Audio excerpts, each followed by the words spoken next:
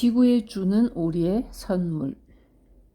깨닫기 전에는 우리의 기쁨은 이 땅의 것들을 사용하는 데 있고, 깨달음의 은총을 받은 후에는 이 땅의 것들을 섬기는 데에 기쁨이 있다. 지혜가 자랄수록 삶은 더욱더 창조적인 행위, 봉사하는 행위가 된다. 여기에는 누구도 배제되지 않는다는 데에 그 아름다움이 있다.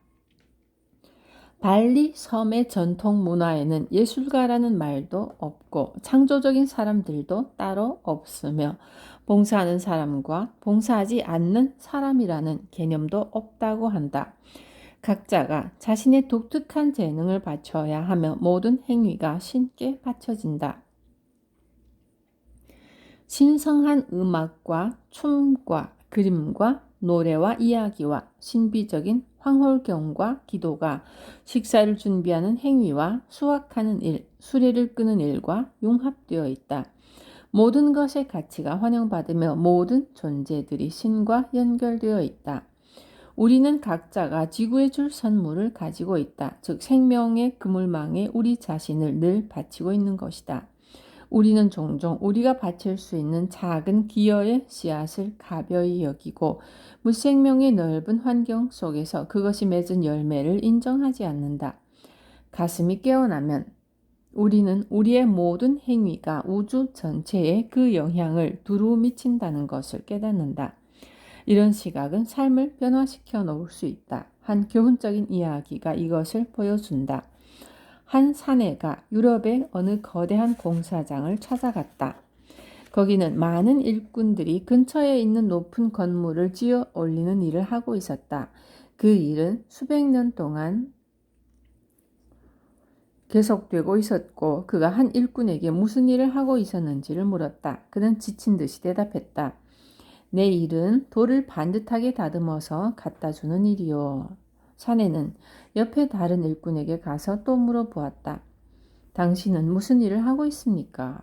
그가 대답했다. 나는 돌을 깎는 석공인데 이 일로 처자식을 먹여 살리고 있소. 세 번째 일꾼에게 사내가 물어보자 같은 일을 하고 있던 그 일꾼은 즐거운 목소리로 이렇게 대답했다.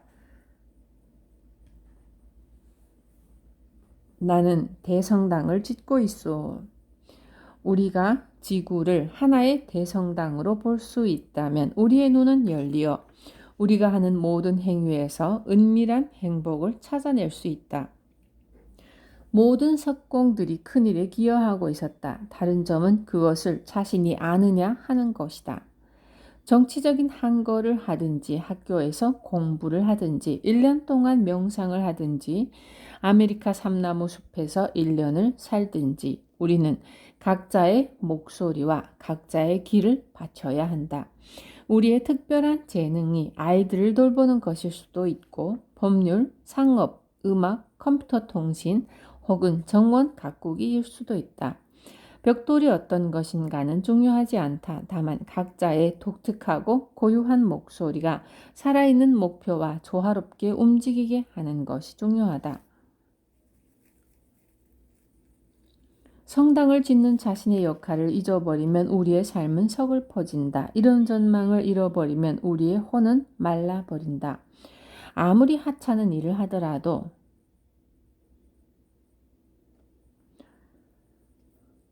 우리는 이러한 태도를 선택할 수 있다. 나는 금문교의 톨게이트에서 통행세 징수원이 샌프란시스코로 들어오는 차를 맞이하면서 사람들에게 성 프란체스코의 정신을 일깨워주는 것을 본 적이 있다. 우리가 바치는 것이 대단해 보이는 것이어야만 하는 것은 아니다. 시를 쓰는 모든 사람들이 10여 권의 시집을 출판하고 우수 도서상을 받아야만 하는 것은 아니다.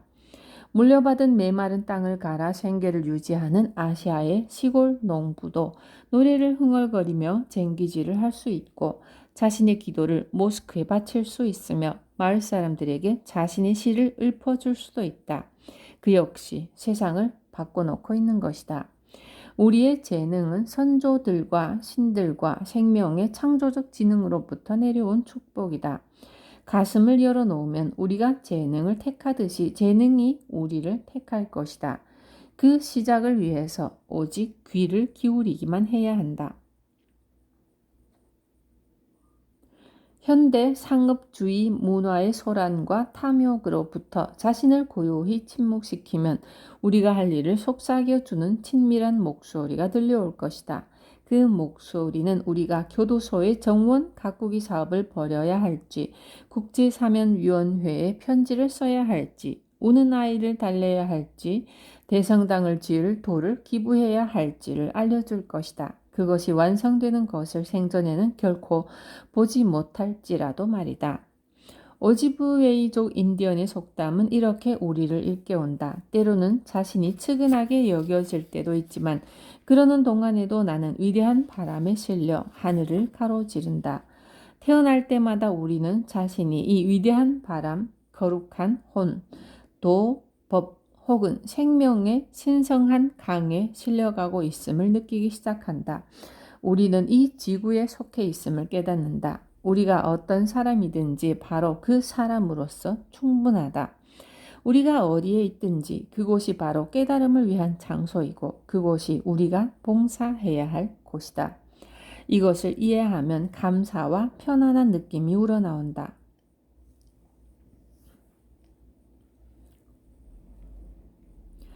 땅의 음식과 별이 총총한 밤의 어둠, 우정의 따스함, 예술의 창조성, 계절의 변천, 자비의 힘, 이처럼 우리는 너무나 많은 축복을 받았다.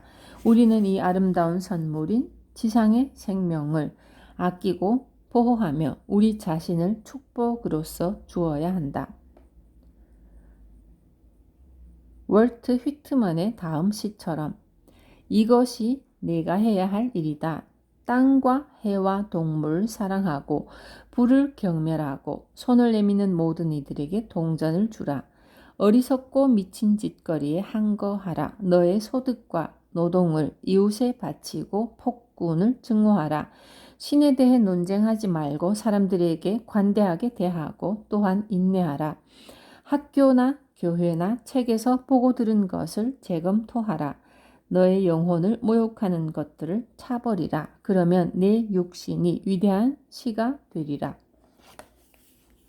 17장 지혜로운 자의 웃음. 모든 것이 있는 그대로 그 이상의 아무것도 아니니 다만 웃음을 터뜨릴 수밖에. 모든 탐험의 끝은 출발한 그곳에 도착하는 것, 그리고 비로소 그곳을 처음으로 하는 것.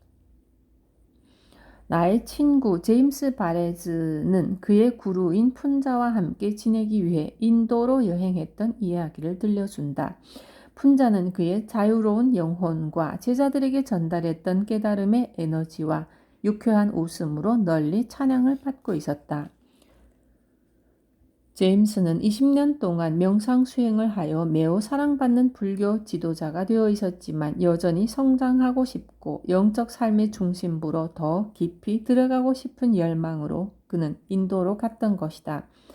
스승과 며칠 동안 대화를 나눈 끝에 제임스는 자신이 불교 수행을 통해서 깨어있음과 자비와 지혜는 얻었지만 은총에 대해서는 그리 배운 바가 없다는 것을 설명하고 구루로부터 은총을 받고 있음을 자신이 어떻게 알 수 있는지, 은총을 어떻게 구해야 하는지를 물어보았다. 그 자리에 모인 모든 제자들도 그 대화에 열심히 귀를 기울이고 있었다. 스승은 제임스를 쳐다보며 그 질문이 재미있다는 듯이 웃음을 터뜨렸다. 자네는 영적 삶에 헌신한 사람들을 가르치고 있고 아름다운 캘리포니아에서 건강한 가족과 함께 살고 있고 인도에 와서 구도의 길에 헌신하는 형제 자매들에게 둘러싸여 있다. 그리고 지금은 스승과 마주 앉아 이야기를 나누고 있으며 은총이 어디에 있는지를 묻는다. 자네는 턱밑까지 은총 속에 푹 잠겨 있다네. 그는 다시 웃음을 터뜨렸다. 우리는 턱밑까지 은총 속에 잠겨 있다. 누구든지 따스한 햇볕과 빛나는 눈 속에 안겨 있고 단비에 적셔지며 크나큰 신비 속에 살아있다. 어떤 환경에서든 우리는 깨어날 온전한 능력을 갖추고 있다. 우리는 가슴과 마음을 열므로써 깊은 고요를 발견하며 있는 그대로의 사물과 사랑으로 함께한다. 현재 순간의 단순한 깨어있음 속에서 우리는 가슴에 자신을 맡길 수 있게 된다. 삶의 흐름을 받아들이면 깨달음과 은총은 절로 일어난다. 그것은 성취가 아니라 살아있는 지혜이다. 스즈키 선사는 말한다.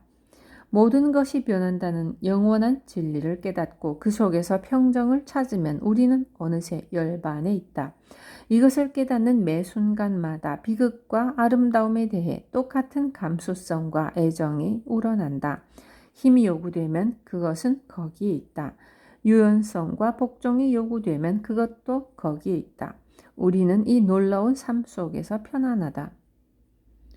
신비 속에 머물기. 삶의 신비 속에는 먼 궤도를 도는 불덩어리들로 반짝이는 밤하늘의 무한한 어둠과 오렌지 껍질이 뿜어내는 향기와 연인의 깊이 모를 눈빛이 있다. 어떤 창조 신화도 어떤 종교 체계도 이 풍부함과 깊이를 온전히 설명하거나 묘사해내지 못한다. 신비는 영원히 거기에 있어서 아무도 1시간 후에 일어날 일을 정확히 알 수가 없다. 신비의 관점에서는 정해진 길이란 없다. 사실은 길은 존재하지도 않는다. 길이란 신비를 시간과 공간의 영역에 묶어놓으려는 것이기 때문에 하지만 시간과 공간 또한 하나의 신비이다. 과거는 이미 사라졌고 미래는 오직 상상할 수 있을 뿐 현재는 물처럼 유동한다. 깨닫는다는 것은 어디에 고정되거나 무엇을 붙잡는 것이 아니라 여기에 있는 것을 무엇이든 사랑하는 것이다.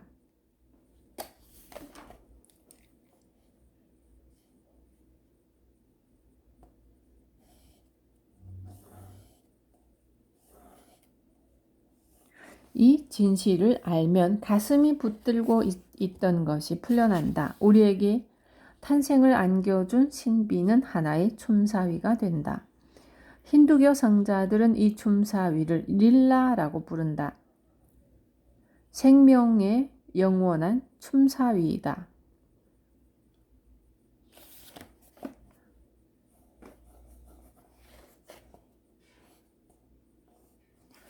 기독교와 유태교 신비주의자들은 그것을 신의 마음, 신의 놀이라고 하고 불교도들은 탄생과 죽음을 의식의 대양에 잠시 일어났다 꿈결처럼 사라지는 물결이라고 한다. 이 진실은 언제나 우리와 함께 있다. 이 시작도 없고 끝도 없는 현실을 접하는 체험을 할 때마다 우리는 치유된다. 그것은 우리가 두려움이나 갈망, 사랑이나 질투, 분노나 성공에 사로잡혀 삶의 멜로드라마 속에서 헤매고 있을 때 찾아올지도 모른다. 그러면 우리는 어느 순간 이렇게 말하는 목소리를 들을 것이다. 내가 거기에 정말 깜짝같이 빠져 있었군. 그렇지? 그 순간 우리는 웃음을 터뜨리고 해방된다. 이것이 람 다스가 뇌졸중을 겪고 난 후 처음 집으로 돌아왔을 때 전해준 깨달음이다. 나는 그에게 전화를 걸어 어떻게 지내느냐고 물어보았다. 그는 아직도 더듬거리는 느린 말투로 대답했다. 대단한 여행이었어. 그는 가장 고통스러웠던 몇 주일 동안을 기도와 구루의 의지에서 지냈다고 말했다. 그리고 그는 더듬거리면서 내가 그의 재활병원 입원실에다 걸어놓고 간 성자 라마나 마하리쉬의 아름다운 초상사진에 대해 감사를 표했다. 라마나는 침묵을 통해서 가르침을 주었기 때문에 나는 그것이 그에게 영감을 주리라고 생각했다. 그는 친절하게 너 자신의 구루인 님 카롤리 바바의 초상을 나에게 답례로 주겠다고 했다. 그리고 그는 천천히 말했다. 그건 야구 카드와 같은 걸세. 나는 님 카롤리 바바 한 장하고 미키 멘트를 한 장 줄 테니까 자넨 라마나 마하리쉬 한 장에다 테드 윌리엄스도 한 장 달라고. 그는 크게 웃음을 터뜨렸다. 나도 마음을 놓고 웃었다. 왜냐하면 그의 심한 충격의 와중에도 표면 아래에 그는 무사하다는 것을 알 수 있었기 때문이다. 성자 헤르메스 트리스 메기스투스는 이 인생의 영원한 진실을 상기하는 방법으로서 다음과 같은 명상법을 제시한다. 그대가 아직 태어나지 않은 것을 보라. 그대가 자궁 안에 있는 것을 보라. 그대가 아직 젊은 것을 보라. 그대가 늙은 것을 보라. 그대가 죽은 것을 보라. 그대가 무덤 너머의 세계에 있는 것을 보라. 이 모든 광경을 하나의 심상으로 포착하라. 모든 시간과 장소를 모든 질과 양 속으로 한꺼번에 확장시키면 그대는 신의 유희를 볼 수 있게 되리라.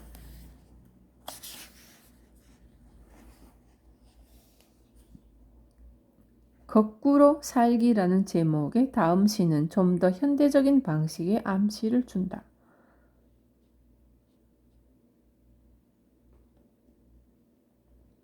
삶은 고되다. 많은 시간이 걸린다. 모든 주말을 바쳐야 한다. 그래서 결국엔 무엇을 얻는가? 멋진 보상, 죽음. 나는 삶의 순환이 거꾸로 됐다고 생각한다. 먼저 죽어서 거기서 빠져나와야 한다. 그러고는 양로원에서 20년을 산다. 너무 젊어지면 거기서 쫓겨나서 금시계를 차고 일하러 간다. 연금 생활을 즐길 만한 수명이 남을 때까지 40년을 일한다. 대학에 간다. 고등학교에 들어갈 때까지 파티에 쫓아다닌다. 아이가 되어 논다. 아무런 책임도 없다. 작은 사내 아이나 계집아이가 된다. 자궁 속으로 돌아간다. 마지막 남은 9달을 떠다닌다. 누군가의 반짝이는 눈빛 속에서 생을 마감한다. 종교는 우리의 탄생의 신비를 설명해 준다. 우리는 명상과 기도를 통해 그 신비로 갈 수 있다. 지혜는 이 신비를 찬미한다. 자비심은 그 모든 존재의 눈빛을 사랑한다. 학창시절 한 과학 선생님이 우리에게 이런 질문을 던진 적이 있다. 거대한 태양에서부터 가장 먼 궤도인 명왕성에 이르는 우리의 태양계가 내 손 안에 이 야구공 크기라면 은하계는 도대체 얼마나 클까? 한 학생이 추측했다. 산만큼요. 다른 학생이 말했다. 한 도시만큼요. 선생님이 대답했다. 아니야. 이 야구공에 비하면 은하계는 우리나라보다도 더 크다. 현재 우리는 가장 좋은 망원경으로 그러한 은하계를 1000억 개를 볼 수 있다. 그 너머에 무엇이 있는지는 모른다. 100만 가지의 종을 가진 딱정벌레와 나의 생각이 공기를 울리는 소리가 되어 당신의 귀 속에 귀청을 울리고 다시 당신의 상상 속에 심상이 어른거리게 만드는 이 말의 기적 속에서도 신비는 우리를 온통 둘러싸고 있다. 이 모든 것은 또한 그 자체가 신비이기도 한 의식을 통해서 일어나고 있다. 과학은 신비를 인정하고 명상은 그 속으로 우리를 데려가지만 아무도 그것을 제대로 설명하지 못한다. 일체유심조라고 붓다는 말한다. 우리는 흔히 마음이 외부 세계에 정확한 인상을 비추어주는 거울이라고 생각한다.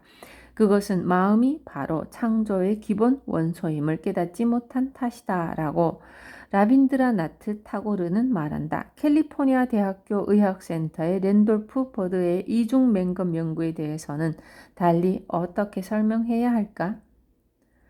그는 부지불식간에 병이 낫기를 기도했던 환자들이 기도하지 않은 환자들보다 더 빨리 회복된다는 것을 보여주었다. 의식은 경험의 근원이요. 경험은 신비 자체인 의식의 유희이다. 영적인 삶은 우리의 가슴을 열어 이 진실을 직접 경험하게 한다. 불교 지도자이자 호스피스 책임자인 로드니 스미스는 어느 날 아침 매우 위독해 죽음을 앞두고 있는 아버지를 면회해온 두 아이들의 이야기를 전해준다. 그들은 방금 막내 삼촌이 자동차 사고로 죽었다는 소식을 들었다. 그것을 아버지에게 이야기해야 할까? 한참 생각한 끝에 그들은 이 비극적인 소식으로 아버지의 평화로운 죽음을 방해하지 말아야겠다고 결심했다. 그들은 아버지를 뵈러 함께 입원실로 들어갔다. 몇 분 후에 아버지가 말했다.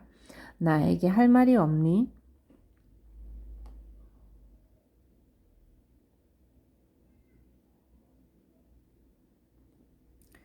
무슨 말씀이세요? 아이들이 물었다. 죽은 삼촌에 관해서 말이다. 이 아이들은 깜짝 놀랐다. 그걸 어떻게 알고 계세요?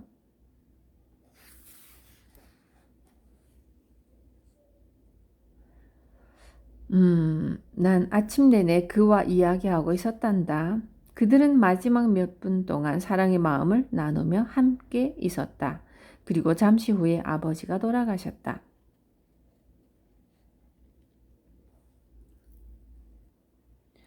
처음 접하는 사람들에게 이런 이야기는 육신 너머의 삶에 대한 확신을 주지만 우리는 이런 신비를 너무 쉽게 설명해서 넘겨버리지 않도록 조심해야 한다. 기독교의 천국이나 힌두교의 윤회론 혹은 티베트 사자에서의 놀랍도록 잘 그려진 세계에 대한 우리의 이미지는 자칫 잘못하면 우리가 죽음이라는 신비를 이해하고 있다고 믿게 하기 쉽다. 하지만 죽음이 우리를 찾아오면 그것은 여전히 미지인 채 그대로이다.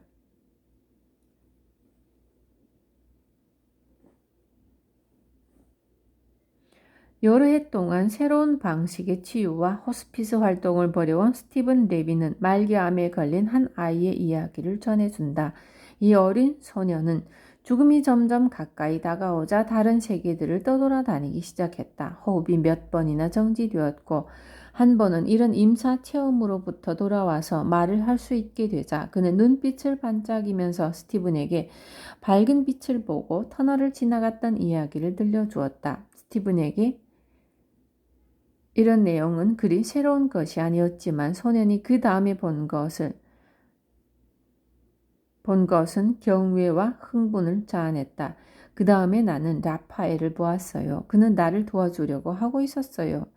그것은 대천사 라파엘이 아니라 난자 거북의 라파엘이었다. 그것은 그 당시 10대 아이들 사이에 유명했던 만화 영화에 등장한 캐릭터 중에서 지혜롭고 인자한 돌연변이 거북으로 이 소년에게는 정말 중요한 인물이었다.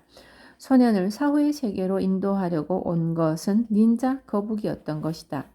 이것은 우리가 사후에 보는 것이 마음이 지어낸 환영일 뿐임을 의미하는 것일까? 아니면 우리를 기다리고 있는 빛은 우리가 사랑하는 어떤 이미지를 통해 비춰진다는 것을 의미하는 것일까? 우리는 알 수 없다. 죽음은 신비로서 남아있다. 한 선사에게 죽으면 어떻게 되느냐고 묻자 그는 대답했다. 나는 모른다. 하지만 당신은 선사가 아니십니까? 질문을 했던 사람이 다시 캐묻자 그가 대답했다. 그래. 하지만 난 죽은 사람이 아니야. 미국의 사상가 헨리 데이비드 소로는 이 단순한 진실을 순전히 미국적인 방식으로 이해하고 있었다. 누군가 그에게 죽음과 그 이후의 세계에 대해서 어떻게 생각하느냐고 묻자 그는 대답했다. 한 번에 한 세계만 알면 돼요.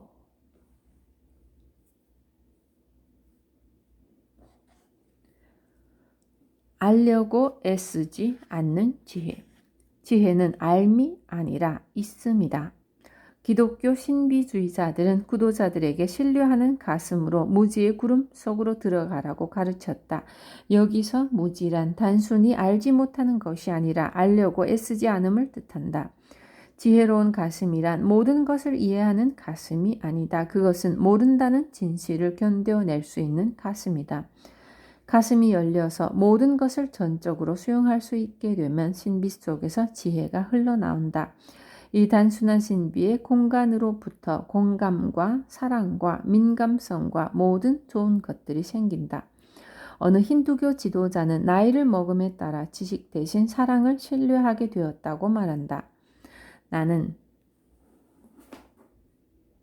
알고자 하는 욕구를 내려놓았다. 알 수 있는 것은 너무나 적지만 우리를 둘러싸고 있는 신성은 너무나 크다.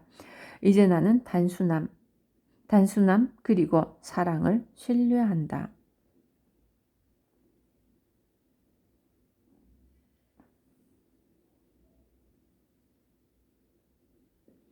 나의 스승 아잔차는 종종 사람들이 의문이나 계획과 아이디어를 제시할 때 미소를 띠며 듣다가 이렇게 말한다.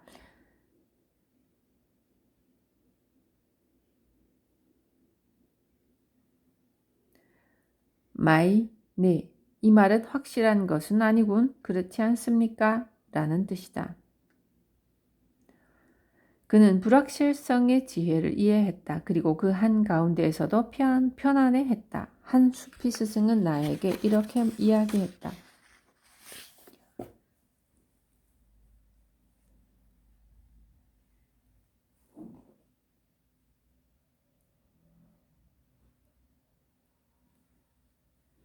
영적 열림의 과정에서 가장 놀라운 것은 그것이 너무나 예상 밖으로 찾아온다는 사실이다. 나는 신성한 경전들을 오래 공부했어도 다음 차례에는 무엇이 찾아올지를 전혀 알 수가 없었다. 강력한 체험이 찾아와서 내가 전혀 알지도 못하고 믿지도 않았던 새로운 가능성으로 나를 압도하곤 했다. 나는 경험이란 우리가 어떠하리라고 추측하는 것과는 결코 같지 않다는 것을 배웠다. 이것을 이해하는 것이 진정한 지혜이다. 진실은 우리가 모른다는 것이다. 교황도, 예루살렘의 대랍비도, 당신의 어머니도 내일 어떤 일이 일어날지를 알지 못한다. 당신도 알지 못한다. 우리는 그저 모를 뿐이다. 한국의 선사 숭산 스님은 모르는 마음 안에 머물도록 제자들을 훈련시킨다. 그는 그들에게 이렇게 추궁한다. 너는 누구냐? 내 마음이 어디에 있느냐? 의식이라는 게 뭐냐? 너는 어디서 왔느냐?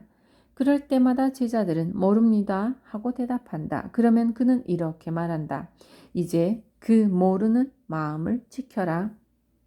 그 속에 머무르고 그것을 신뢰하라. 기독교의 무지의 구름이나 도가의 알물버리기처럼 모른다는 진실을 받아들임으로써 지혜가 자라난다.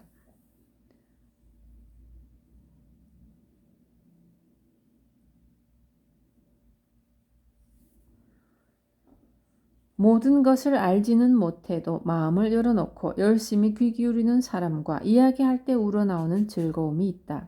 그러한 마음의 소유자에게는 유쾌한 임재감과 수용성과 겸손이 있다. 선종의 3대 조사승차는 이것을 이렇게 표현한다. 진실을 알고자 한다면 견해를 중히 여기기를 그만두기만 하면 된다. 가장 오래된 불경인 수타니파타에서 붓다는 자신의 견해를 끈질기게 주장하는 사람들을 이렇게 나무란다. 관점과 견해가 가져오는 고난을 아무런 관점도 견해도 갖지 않고 바라봄으로써 나는 내면의 평화와 자유를 찾았다. 자유로운 자는 어떤 관점을 지키지 않으며 견해를 논하지 않는다. 현자에게는 높음도 낮음도 동등함도 없고 마음이 달라붙을 자리도 없지만 관점과 견해에 매달리는 사람들은 세상을 돌아다니면서 사람들을 귀찮게 할 뿐이다.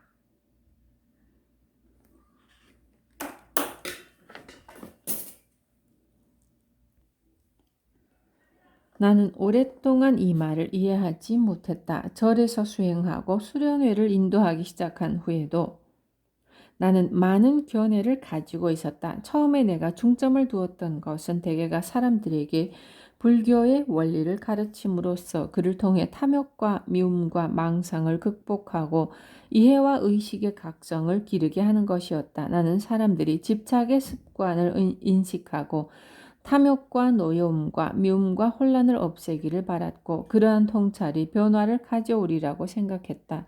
좀 더 성숙해가면서 나는 그것이 그보다도 훨씬 더 단순한 것임을 깨닫기 시작했다. 모든 갈망과 집착의 밑바닥에 이해하고자 하는 요구의 밑바닥에는 두려움 덩어리가 있다. 고난의 뿌리에는 여기에 있기를 두려워하는 변화의 강물에 변천하는 세상에 몸을 맡기기를 두려워하는 작은 가슴이 있다. 이 닫혀있는 작은 가슴은 예측할 수 없고 소유할 수 없는 것들을 조종해 보려고 붙잡고 매달리며 몸부림치지만 우리는 어떤 일이 일어날지를 결코 알 수 없다. 다만 지혜로서 이 모름이 신뢰의 한 형태로 변화되기를 바란다. 우리는 불교계의 원로인 조슬린 킹이 웃으면서 말한 허공이라는 탄탄한 바탕 위에 편안히 머문다. 초감 트롱바는 이것을 에고의 영토를 버리고 바닥 없는 상태에 자신을 내맡기는 것이라고 표현한다. 십자가의 성 요한은 이것을 이렇게 표현했다. 자신이 걷고 있는 길이 옳은 길인지를 알고자 한다면 눈을 감고 어둠 속을 걸어야 한다. 테리 돕스는 서양의 무술 고수였다. 그는 도쿄에서 합기도를 배우던 시절 한편으로는 어느 장인 밑에서 목수 일도 배웠다. 테리는 꼬박 1년 동안 가게를 청소하고 연장의 날을 갈고 관찰하는 법을 배웠다. 그러다가 마침내 처음으로 나무를 다루게 되었을 때 스승은 그의 눈을 가려버렸다. 여러 달 동안 그는 오직 촉감에 의지해서 나무를 평평하게 깎고 둥글게 다듬고 각을 짓는 방법을 배워야 했다. 이 과정은 그가 일본에서 경험했던 것들 중에서도 가장 인상적인 체험으로 남아있다. 몸과 가슴으로 참을성 있게 하는 이 공부는 목공과 함께 합기도 수련의 일부가 되었다. 지혜는 정보가 아니다. 그것은 거기에 머물러 임재하기, 몸과 가슴을 직관함으로써 민감하게 개방하기이다. 지혜 안에서는 두려움의 덩어리가 떨어져 나가고 가슴이 안식을 맞는다. 사랑과 마찬가지로 지혜는 설명이 필요하지 않다. 도와 같이 지혜는 조화와 편안함을 가져온다. 사랑받는 선가의 시인인 료칸이 사람들이 찾아와서 선악의 본질이나 깨달음에 대해 물으면 나는 그 대답으로 내 암자의 평온함 밖에는 줄 것이 없노라고 대답했던 이유를 우리는 이해한다. 지혜의 실천. 전체성의 만다라에서 우리는 삶의 모든 차원에 대해 가슴을 열고자 하는 깨어난 영혼의 기꺼운 태도를 발견했지만 해가 거듭되면서 우리의 기도와 명상과 헌신과 매일매일의 요가 의식과 찬송과 수행에는 어떤 변화가 일어났는가? 어떤 의미에서는 아무 일도 일어나지 않는다. 우리는 똑같은 수행을 계속한다. 다만 전보다 더 깊은 헌신과 주의를 기울일 뿐이다. 그것은 신성한 삶의 중요한 요소가 되지만 우리는 그것을 근본적으로 다른 방식으로 한다. 영적으로 성숙해가면 수행은 야망과 이상주의와 자기 변신의 욕구로부터 멀어져 나온다. 그것은 바람이 바뀌는 것과도 같다. 이제 풍향계는 다른 방향을 가리키고 있다. 여전히 같은 축의 중심을 잡고 있으면서 지금의 이 순간으로 돌아와 있는 것이다. 우리는 더 이상 영적 목표를 쫓아 발버둥치지 않는다. 우리가 있는 이 세계와 다른 어떤 세계를 부여잡으려고 하지 않는다. 우리는 집에 와 있다. 집에 있으면서 우리는 바닥을 쓸고 맛있는 음식을 만들고 손님을 맞는다. 삶의 영원한 진실을 깨달았으면 하던 일을 계속하는 것밖에 할 일이 무엇이 있겠는가? 우리의 수행이 절을 하는 것이었다면 삶의 모든 것에 대한 경외심으로 깨어나 계속 절을 한다. 우리의 수행이 기도였다면 자신과 모든 존재를 위해 더욱 깊은 사랑으로 기도한다. 우리의 수행이 명상이나 신성한 춤이었다면 깨어난 가슴의 표현으로서 좌선하거나 춤을 춘다. 물론 꾸준한 수행도 필요하다. 우리는 아직도 방향을 잃고 혼란에 휩쓸리거나 현대생활의 온갖 문제에 빠질 수 있다. 꾸준한 수행은 우리를 씻어주고 흔들리지 않게 해주고 무엇이 진실인지를 상기시켜준다. 매일매일의 수행은 균형을 유지하고 몸을 돌보고 가슴을 열어놓고 맑은 사랑을 바칠 수 있는 힘을 키워준다. 수행은 집안을 청소하는 것과 같아진다. 우리는 집안을 한 번 청소하고 말지는 않는다. 그것은 규칙적인 일이다. 깨끗한 집에서 사는 것은 기쁜 일이며 그 집에 들어오는 모든 이들에게 경의를 바치는 일이지만 집은 우리가 아니다. 아무리 야심만만한 대청소를 하더라도 그것이 우리 삶의 본질을 바꿔놓지는 않을 것이다. 우리는 깨달음을 표현하기 위해서 수행하는 것이지 깨달음을 얻기 위해서만 수행하는 것은 아니다. 한 고참 수녀는 말한다. 나이 많은 수녀들을 볼 때 가장 감탄스러운 것은 그들의 선한 영혼이다. 그들은 어린 소녀였을 적부터 해왔듯이 똑같이 일하고 봉사하고 기도하고 가르치지만 지금은 거기에 또 하나의 아름다움이 있다. 그때는 우리 모두가 열성으로 가득 차 있었다. 신께 가치 있는 덕스러운 사람이 되려고 이 거룩한 삶에서 뭔가 특별한 것을 찾아내기를 고대하면서 말이다. 그러나 이제 우리는 그저 기도를 사랑하게 되었기 때문에 기도를 한다. 그리고 그저 우러나오는 친절과 사랑으로 가르치고 일한다. 그것은 신의 기쁨을 베푸는 하나의 방식이 되었다.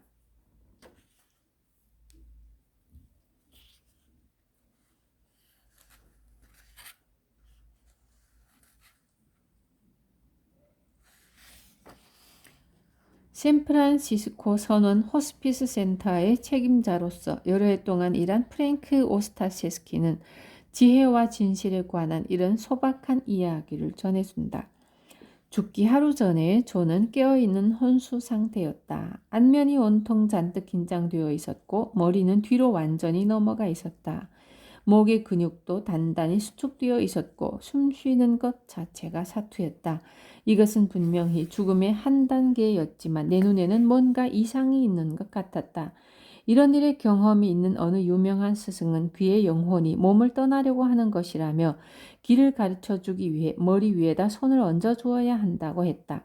한 의사는 모르핀 투여량을 늘려서 호흡을 이완시켜 주라고 했다. 물리치료사는 긴장을 풀어주기 위해서 발에 어떤 혀를 눌러주라고 했지만 나는 모든 것을 다 해봤는데도 아무런 변화가 없었다. 나는 직관적으로 그냥 그를 내 몸으로 감싸주고 싶어졌다. 나는 침대 위로 올라가서 존을 팔로 감싸 안았다. 나는 그를 앞뒤로 가만히 흔들어 주면서 달콤한 자장가를 불러주기 시작했다. 그것은 운율이 있는 진짜 자장가 종류가 아니라 즉흥적으로 만들어 부르는 노래였다. 노랫말과 가락이 제멋대로 버무러져서 아무런 의미도 없는 내가 이름 붙이기로는 그냥 사랑의 소리였다. 모든 부모들이 아프거나 겁에 질린 아이들에게 이렇게 해주었다. 그의 귀에다 부드럽게 노래해주고 이마에 입을 맞추는 동안에 내 손은 무엇을 해야 할지를 알아차렸다. 마음속에 어떤 목적도 없었지만 말이다. 내 손가락은 그의 목을 쓰다듬고 얼굴을 다독거려주고 손바닥을 펴서 가슴을 문질러 주었다. 우리는 시간 감각을 잊어버렸다. 나는 그가 내 품 안으로 가라앉는 것을 느낄 수 있었다. 그의 뼈만 남은 앙상한 형체는 내 몸이 부드럽게 받쳐주었다. 마침내 그의 목이 이완되고 머리가 앞으로 돌아왔다. 그의 눈이 떠졌다. 안도한 눈빛이었다. 나중에 나는 내가 한 일이 적절했는지를 자문해 보았다. 어쩌면 그 스승이 충고한 대로 했어야 하는 건지도 몰랐다. 내가 그를 어떤 임사체험 상태에서 끌고 나온 것은 아닐까? 어떤 이완 과정을 막은 것은 아닐까? 나는 정말 모른다. 다만 누구든지 자유로워지기 위해서는 먼저 가슴이 부드러워져야 한다는 것을 알 뿐이다.